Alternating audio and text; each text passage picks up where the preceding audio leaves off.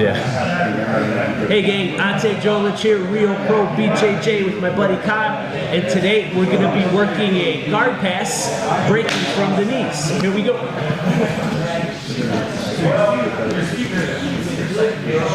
He's got a gi on, we're going to use it. I'm going to feed both his lapels today to my dominant hand, so my right hand, knuckles into the torso, just trying to keep him from easily sitting up on me. My trailing arm, my forearm finds my ribs, and I set the whole forearm on the thigh. I'm not trying to give him the business. The entire forearm is on the thigh to tax his block. Anchor my arm by holding fabric with my hand at that point. My right arm is the straight arm. My right knee has to go behind his back pocket. So once I get my grips, I'm here. I lean away from my right knee as my hands are pressing down to keep his hips low, and I put my knee behind his glutes. From here, I might shift a second time a tinge just so I keep leaning away. My lead arm at this point is going to descend as I bump back. From this point, I cannot leave this hand lingering.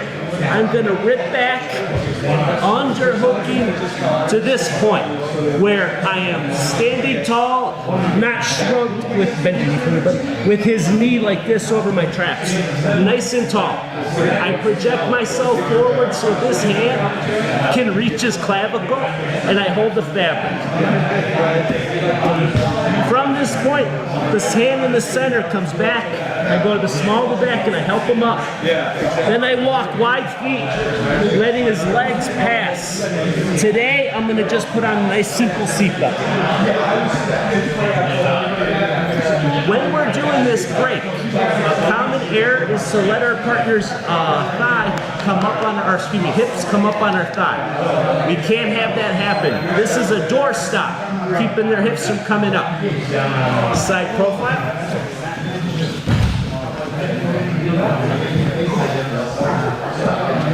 When I'm here, I can't be lazy and let his come up on my lap like that. Now I gotta open up and reset. How do I prevent it from happening? Downward pressure with my hands. Again, behind the glute. Now at this point, I drop whenever this guard opens. If he opens on his own, I drop it. But for me to gain a little more pressure, I drop, bump back. Right away, the arm comes back to here.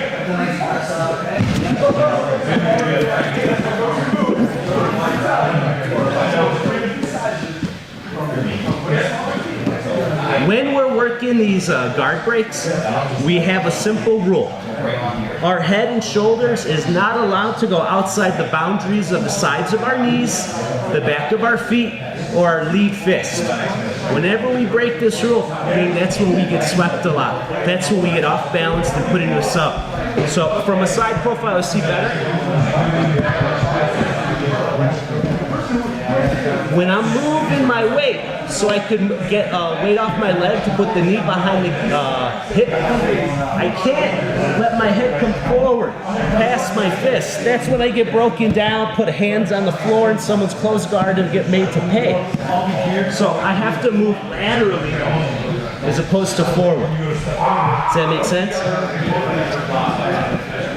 When I'm moving laterally, I have to sometimes flare a knee out so that my head is still inside the boundaries. Because if I start tilting too far, again, that's when they take advantage. When we're breaking the guard open from kneeling, it is the lead arm that underhooks, not the trailing arm. When you're standing, you can kind of pick which one you like. But from kneeling, the lead arm's got to go.